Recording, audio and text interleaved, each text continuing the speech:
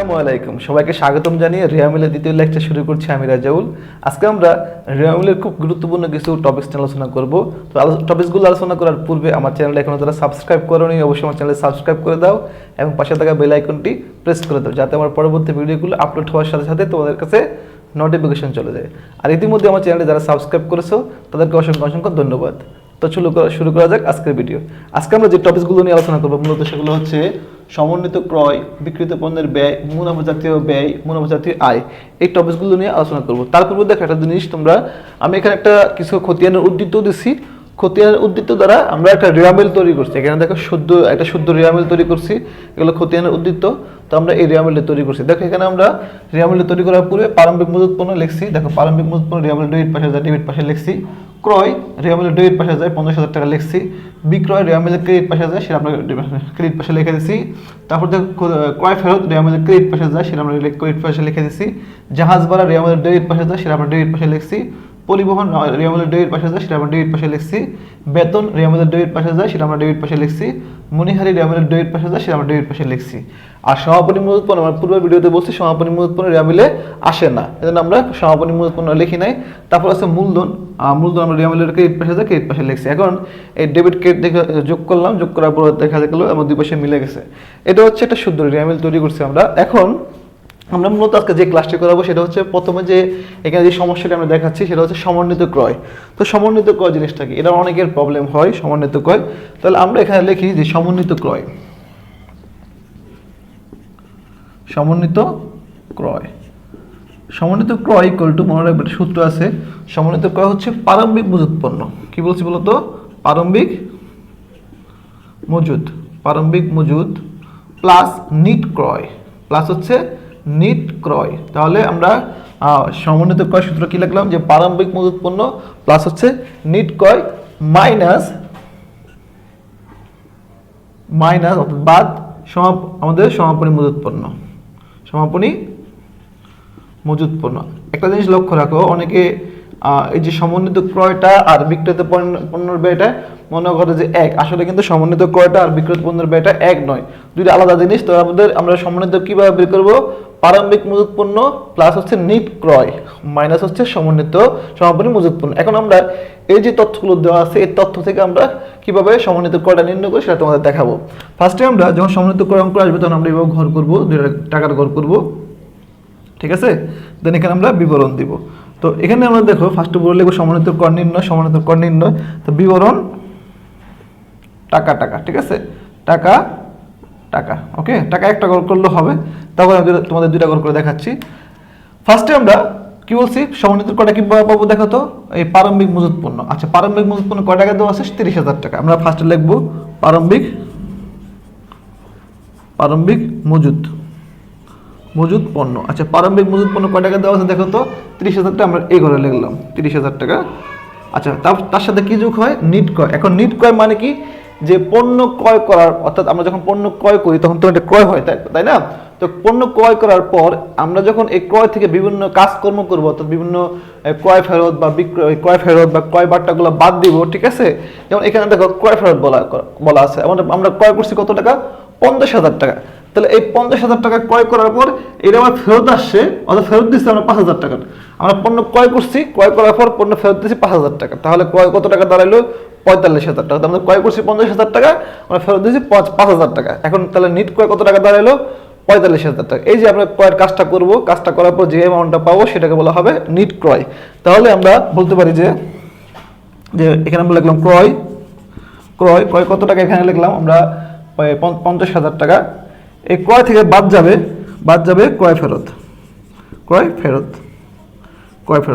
কত টাকা? 5,000 টাকা। তাহলে আমরা বাদ দিয়ে দিই, তাহলে এখানে আসছে 45,000 টাকা। এখন দেখো 50,000 টাকা হচ্ছে ক্রয় মাইনাস বাদ দিলাম কি বলতো? ক্রয় ফেরত বাদ দিলে আমাদের 45,000 টাকা থাকে। তাহলে দেখো প্রারম্ভিক মজুত পণ্যের সাথে কি যোগ হবে? নিট ক্রয়। এটা হচ্ছে নিট ক্রয়। তাহলে এটা যোগ হইলো 30,000 আর হলো এখানে আমাদের 45,000, এই হলো 75,000 টাকা। কত টাকা আসলো? 75,000 টাকা, ঠিক আছে? দেন এখান থেকে বাদ যাবে, দেখো তো কি বলছি, যে প্রারম্ভিক মজুত পণ্য প্লাস নিট ক্রয়, এখান থেকে কি বাদ যাবে? মাইনাস সমাপনী মজুত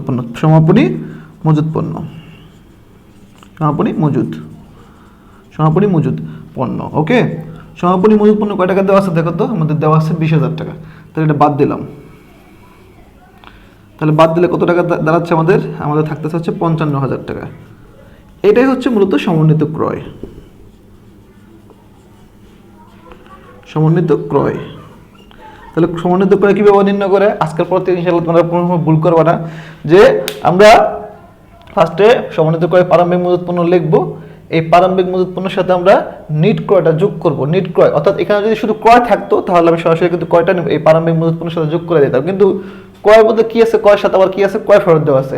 তাহলে ক্রয় থেকে কি বাদ যায়? যেমন ক্রয় আমরা কি বলা হয় যে ক্রয় থেকে আমরা ক্রয় ফেরতটা বাদ দিব, ক্রয় বার্তাটা বাদ দিব, ঠিক আছে। আমরা যখন আর্থিক অবস্থা বিবরণীতে যাব তখন কিন্তু এই ক্রয় সংক্রান্ত যে সমস্ত লেনদেনগুলো আসে, যেমন অলিখিত ক্রয়, ক্রয় বার্তা, পণ্য উত্তোলন, এগুলো কিংবা বাদ দিতে হয় বা যোগ করতে হয়, সেগুলো আমরা দেখবো। কিন্তু যেহেতু রিয়ামিল করতেছি, আপাতত দেখো শুধুমাত্র ক্রয় থেকে কি বাদ দিব? আমরা ক্রয় থেকে ক্রয় বার্তাটা বাদ দিব, এবং আমাদের ক্রয় ফেরত থাকে তাহলে সেই ক্রয় ফেরতটা আমরা বাদ দিয়ে দেবো। বাদ দেওয়ার পরে আমাদের কি পাবো? নিট ক্রয় পাবো। নিট ক্রয়টা আমরা কার সাথে যোগ করে দেবো? প্রারম্ভিক মজুত পণ্যের সাথে যোগ করে দেবো। যোগ করে দিলে কিন্তু আমরা পাচ্ছি অর্থাৎ আমরা একটা অ্যামাউন্ট পাবো, এই অ্যামাউন্ট থেকে কি বাদ দিয়ে দেবো? সমাপনী মজুত পণ্যটা বাদ দিয়ে দেবো। তাহলে আমাদের কি বের হয়ে যাবে? আমাদের এই সমন্বিত ক্রয়টা বের হয়ে যাবে। এখন একটা জিনিস লক্ষ্য রাখো, যদি এই সমন্বিত ক্রয়টা অর্থাৎ সমন্বিত ক্রয়টা 55,000 টাকা রিয়ামিলে দেওয়া থাকে, অর্থাৎ এই সমন্বিত ক্রয়টা রিয়ামিলে দেওয়া আছে, মনে করো এখানে বলা আছে সমন্বিত ক্রয়, আমি নতুন করে দিয়ে দিলাম সমন্বিত ক্রয়। সমন্বিত ক্রয় প্রশ্নের মধ্যে সমন্বিত ক্রয় দিল, মনে করো এই যে 55,000 টাকা দিয়ে দিল প্রশ্নের মধ্যে, হ্যাঁ সমন্বিত ক্রয় 55,000 টাকা তোমাদের দিয়ে দিল। তাহলে তোমাকে কিন্তু ক নম্বরে সমন্বিত ক্রয় নির্ণয় করতে বলা নাই, তারা কিন্তু ইতিমধ্যে সমন্বিত ক্রয়টা তারা দিয়ে দিয়েছে প্রশ্নের মধ্যে, এবং এই তথ্যগুলো তারা দিছে। সমন্বিত ক্রয় থাকলে দেখো সচরাচর আমি যখন এই রিয়ামিলটা করছি, সমাপনী মজুত পণ্য কিন্তু রিয়ামিলে আমি আনি নাই, ঠিক আছে। এই সমাপনী মজুত পণ্যটা আমি রিয়ামিলে অন্তর্ভুক্ত করি না। যদি এই যে সমন্বিত ক্রয়টা দেওয়া থাকে তাহলে সেই ক্ষেত্রে এই প্রারম্ভিক মজুত পণ্যটা রিয়ামিল থেকে বাদ যাবে, ঠিক আছে।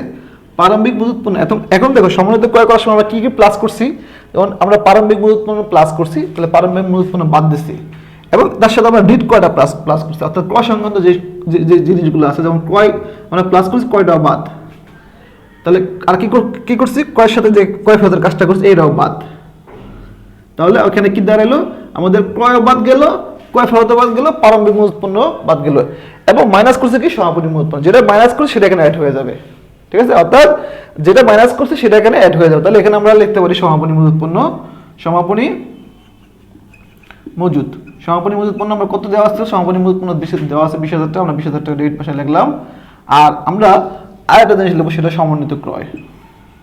যদি অঙ্কের মধ্যে সমন্বিত ক্রয় দেওয়া থাকে তাহলে সেক্ষেত্রে আমরা কি বুঝলাম, যে প্রারম্ভিক মজুত পণ্য এবং ক্রয় সংক্রান্ত যে আরো তথ্য দেওয়া থাকবে সেগুলো কোনো কিছু এই রিয়ামিলে আসবে না, শুধুমাত্র এই সমন্বিত ক্রয়টা আমরা ডেবিট পাশে লিখে দেবো। সমন্বিত ক্রয়, তাহলে ডেবিট পাশে 55,000 টাকা লিখে দিলাম। এখন আমরা দেখি যোগ করলে আমাদের মিলে কিনা। দেখো তো 70,000 আর 35,000 যোগ করলে 1,05,000 টাকা, এখানে আমরা লিখবো 1,05,000 টাকা। আবার দেখো 20,000 আর 55,000 হচ্ছে তোমার 75,000 টাকা, 75 আর 10 85, 85 আর 10 হচ্ছে 90, 90 আর 15 হচ্ছে 1,05,000 টাকা। তাহলে আমরা এখানে লিখতে পারি 1,05,000 টাকা। দেখো দুই পাশে কিন্তু মিলে গেছে, সেক্ষেত্রে কিন্তু আমাদের দুই পাশে মিলে গেছে, ঠিক আছে। তাহলে আমাদের যদি আমরা কি বুঝলাম, সমন্বিত ক্রয় অঙ্কের মধ্যে যদি দেওয়া থাকে তাহলে আমরা কখনোই এই প্রারম্ভিক মজুত পণ্য এবং ক্রয় সংক্রান্ত যে সমস্ত তথ্যগুলো দেওয়া থাকবে সেগুলো আমরা আনবো না। এবং কি বলা হয় যে যদি আমাদের এই সমন্বিত ক্রয় দেওয়া থাকে তাহলে সমাপনী মজুত পণ্য রিয়ামিলে আসবে, প্রারম্ভিক মজুত পণ্য ক্রয় এবং ক্রয় সংক্রান্ত তার যে তথ্যগুলো দেওয়া থাকবে সেগুলো কখনোই রিয়ামিলে আসবে না। আশা রাখি বুঝতে পারছো। এখন আমরা বিক্রিত পণ্যের ব্যয়ে যাব। তো বিক্রিত পণ্যের ব্যয় কিভাবে নির্ণয় করে তা আমরা এই অঙ্কটা থেকে নির্ণয় করব। দেখো আমরা সমন্বিত ক্রয় পাইছি কিন্তু কত বলতো? 55,000 টাকা। তাহলে আমরা এখন বিক্রিত পণ্যের ব্যয়টা নির্ণয় করব। তাহলে বিক্রিত পণ্যের ব্যয় কিভাবে নির্ণয় করে? দেখো বিক্রিত পণ্যের ব্যয়, বিক্রিত পণ্যের ব্যয়, আচ্ছা বিক্রিত পণ্যের ব্যয়, এটা আমাদের খুব ইম্পর্টেন্ট একটা টপিক। এটা তোমাদের আমরা যখন আর্থিক অবস্থা বিবরণী করবো সেই আর্থিক অবস্থা বিবরণী তো লাগবে, খুব মনোযোগ দিয়ে বুঝবে, ঠিক আছে। তাহলে বিক্রিত পণ্যের ব্যয় সূত্র আমরা আগে লিখে নিই। বিক্রিত পণ্যের ব্যয় সূত্র হচ্ছে প্রারম্ভিক মজুত পণ্য, প্রারম্ভিক মজুত পণ্য, ঠিক আছে। প্রারম্ভিক মজুত পণ্য প্লাস হচ্ছে নিট ক্রয়, প্লাস হচ্ছে নিট ওই যে ক্রয় যে কাজটা করছি একটু আগে সেই ক্রয়ের কাজটা, প্লাস হচ্ছে নিট ক্রয়, প্লাস হচ্ছে প্রত্যক্ষ খরচ, প্রত্যক্ষ ব্যয়, আমরা ব্যয় লিখতে পারি বা খরচ লিখতে পারি ইচ্ছা প্রত্যক্ষ ব্যয় মাইনাস হচ্ছে সমাপনী মজুত পণ্য, সমাপনী মজুদ।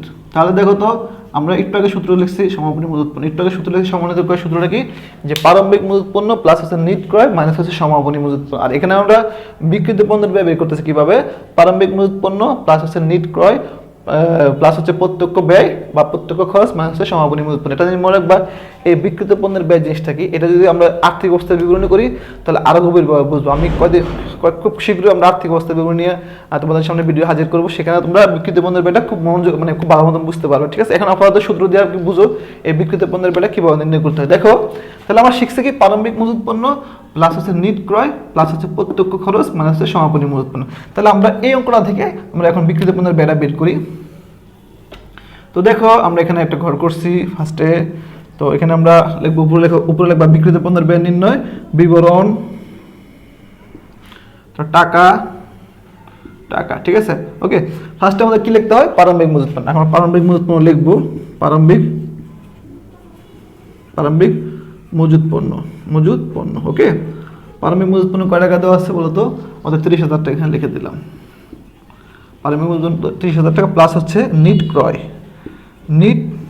আচ্ছা ক্রয় শুধু ক্রয় লিখি আমরা এখানে ফার্স্টে ক্রয় লিখি, ক্রয় কত টাকা বলতো, ক্রয় হচ্ছে 50,000 টাকা। আচ্ছা ক্রয় ভাষায় লিখলাম 50,000, এখান থেকে বাদ যাবে কি নিট ক্রয়। আমি কি বলছি যে প্রারম্ভিক মজুত পণ্যের সাথে নিট ক্রয়টা প্লাস হবে, শুধু ক্রয়টা না নিট ক্রয়। যদি আমাদের ক্রয় সংক্রান্ত কোনো তথ্য যদি না দেওয়া থাকে, শুধু আমাদের ক্রয় দেওয়া থাকে, তাহলে সেক্ষেত্রে সরাসরি আমরা ক্রয়টা যোগ করে দেবো।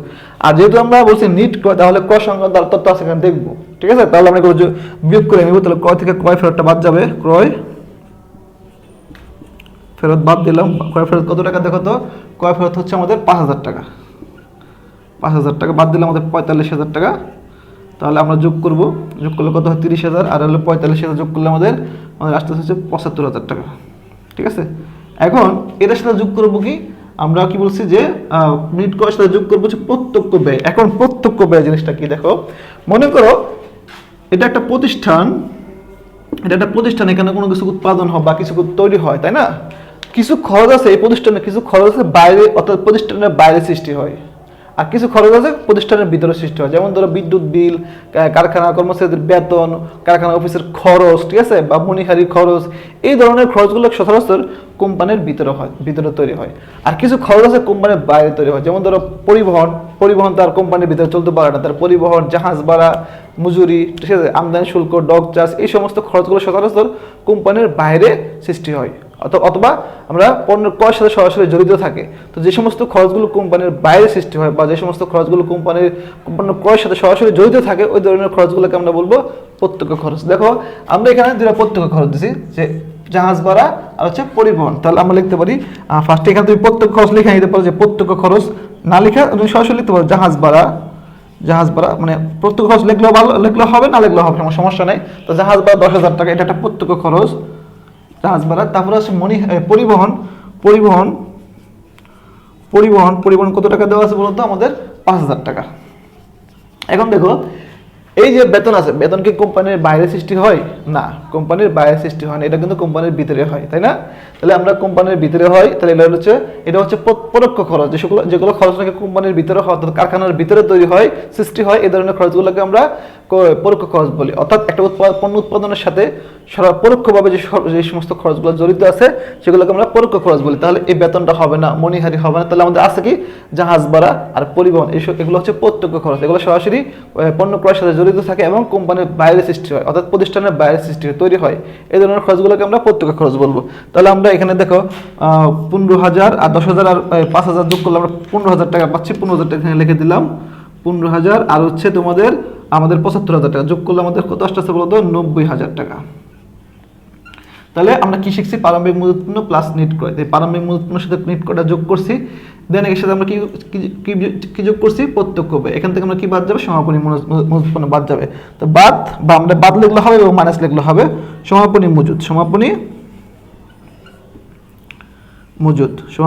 পণ্য। আচ্ছা সমাপনী মজুত পণ্য কয় টাকা দেখি, আছে 20,000 টাকা। তাহলে এখানে আমরা লিখলাম 20,000 টাকা।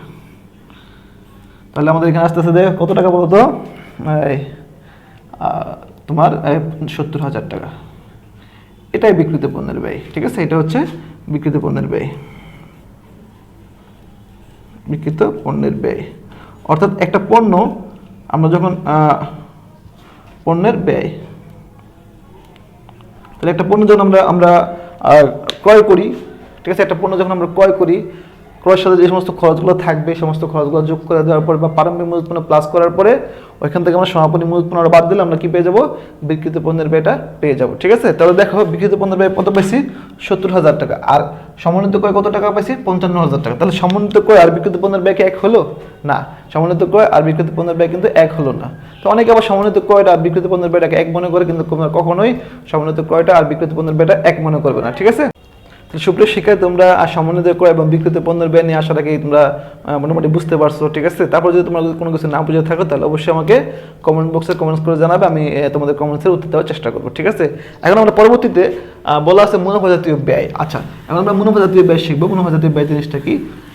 অনেক দেখা গেল যে আগে মুনাফা জাতীয় ব্যয় নির্ণয় করার আগের যে অঙ্কগুলো ছিল, অর্থাৎ আমাদের আরো 2-3 বছর আগে বা 4 বছর আগে যে আমাদের যে বইগুলো ছিল, সেই বইগুলোতে কিন্তু মুনাফা জাতীয় ব্যয় করা মানে মুনাফা জাতীয় ব্যয়টা খুব ইজিলি বের করা যেত, কিন্তু এখন আসলে ওইরকম সহজ না, একটু কঠিনতর। তো মুনাফা জাতীয় ব্যয়টা কিভাবে নির্ণয় করবা? ফার্স্ট আমরা সূত্রটা লেখা নিই যে মুনাফা জাতীয় ব্যয় নির্ণয় করতে সবচেয়ে বেশি স্টুডেন্টদের ভোগান্তি সৃষ্টি করতে হয়, মানে তৈরি হয়। কিন্তু মুনাফা জাতীয় আয়টা খুব ইজিলি বের করা যায়, কিন্তু মুনাফা জাতীয় ব্যয়টা কিন্তু ইজিলি বের করা যায় না। এখানে কিছু সূত্র প্রয়োগ করতে হয়। যেমন আমরা লিখছি মুনাফা জাতীয় ব্যয়। আচ্ছা, এটা সূত্র হচ্ছে বিক্রিত পণ্যের ব্যয়, বিক্রিত পণ্যের ব্যয় যোগ পরোক্ষ খরচ বা অন্যান্য খরচ যেগুলো থাকবে, পরোক্ষ খরচ বা পরোক্ষ ব্যয়।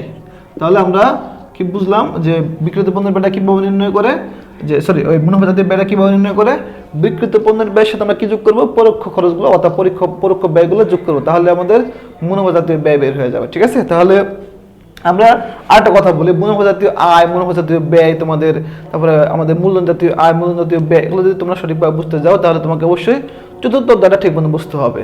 এই অধ্যায়তে আমাদের এই সংক্রান্ত এই যে মুনাফা জাতীয় আয়, মুনাফা জাতীয় ব্যয়, মুনাফা জাতীয় মূলধন জাতীয় আয়, মূলধন জাতীয় ব্যয় সংক্রান্ত অনেক তথ্য তো এখানে দেওয়া আছে। তোমরা চাইলে আমি আমার ডিসক্রিপশন বক্সে অর্থাৎ আমার ডিসক্রিপশন বক্সে এটা দিয়ে দেবো, এই লিঙ্কটা দিয়ে দেবো চতুর্থ অধ্যায়ের। তোমরা চাইলে এখান থেকে দেখে এগুলো শিখে আসতে পারো। ঠিক আছে, তো যাই হোক, আমরা বিক্রিত পণ্যের ব্যয় সূত্র হচ্ছে এই যে মুনাফা জাতীয় ব্যয় সূত্র হচ্ছে বিক্রিত পণ্যের ব্যয় প্লাস হচ্ছে পরোক্ষ খরচ। আচ্ছা, তাহলে আমরা ফার্স্টে এখানে লিখবো যে বিক্রিত মুনাফা জাতীয় ব্যয় নির্ণয়। লেখার পরে আমরা এবং ঘর করব, ঘর করার পরে দেখো এটা হচ্ছে বিবরণ,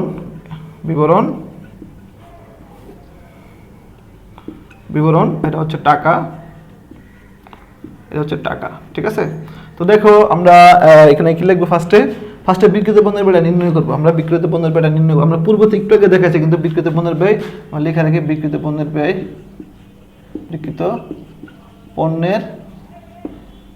আমরা কত টাকা পাইছিলাম একটু আগে, 70,000 টাকা। দেখছো আমরা ভিডিওতে দেখছো 70,000 টাকা পাইছি আমরা বিক্রিত পণ্যের ব্যয়।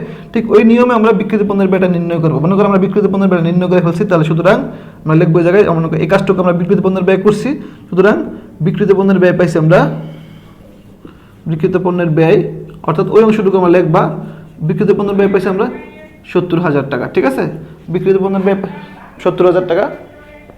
এখন এই বিক্রিত পণ্যের ব্যয়ের সাথে দেখো কি যোগ হবে, পরোক্ষ খরচগুলো। তাহলে এখানে দেখো পরোক্ষ খরচ কাকে বলে, যে সমস্ত খরচগুলো কোম্পানির ভিতরে সৃষ্টি হয়, যেমন বেতন, মনিহারি, একটু আগে তোমাদের বলছি, ওই সমস্ত খরচগুলোকে আমরা বলবো বিক্রিত অর্থাৎ পরোক্ষ খরচ। যেমন ধরো এখানে আমাদের আছে বেতন, ফার্স্ট আমরা লিখবো বেতন, আমরা লিখে দিতে পারি যে যোগ পরোক্ষ খরচ লিখলে হবে, না লিখলে সমস্যা নেই।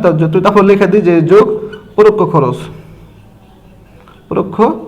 অথবা পরিচালন ব্যয়, যেটাকে আমরা বলি পরিচালন ব্যয় লিখলে হবে। তো পরিচালন ব্যয়, আমরা পরিচালন ব্যয়ের মধ্যে কি কি আসে দেখো, আমরা পরিচালন ব্যয় জিনিসটা আমরা যখন আর্থিক অবস্থা বিবরণী করবো তখন তোমাদের বুঝাবো। আপাতত আমরা পরোক্ষ খরচ দিয়ে বুঝি। তো পরোক্ষ খরচ আমাদের কি আছে, বেতন আছে, বেতন কত টাকা দেওয়া আছে, 10,000, তাহলে 10,000 টাকা লিখলাম, 10,000। তারপরে আমাদের কি আছে, মনিহারি দেওয়া আছে, মনিহারি দেওয়া আছে কত টাকা বলতো আমাদের, 5,000 টাকা, তাহলে 5,000।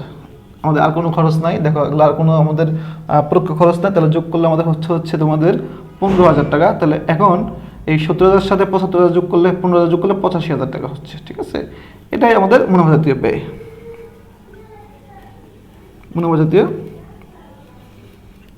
ঠিক আছে।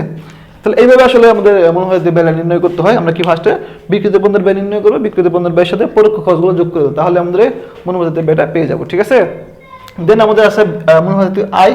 এই যে মনোভাজাতীয় ব্যয় নির্ণয় করতে আমরা বিভিন্ন সূত্র প্রয়োগ করছি, বিক্রিত পণ্যের ব্যয় নির্ণয় করছি, তারপরে আমরা পরোক্ষ খরচগুলো যোগ করছি।